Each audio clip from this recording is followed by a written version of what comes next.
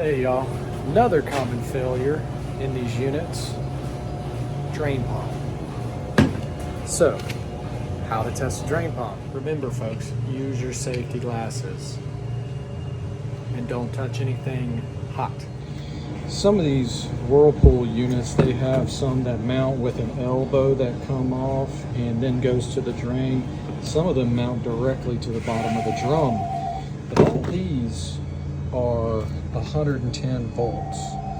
So we can bench test it. You're gonna wanna make sure that there's no obstruction inside of there and that there's not a whole bunch of play in that impeller there.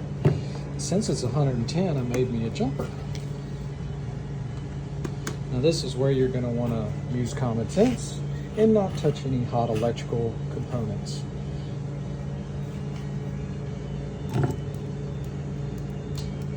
And it's bad. I will do another video down the road when one comes in with a bad one of how to change it. And right now, that one's already fixed. So hang around and we'll change one. Thanks for watching.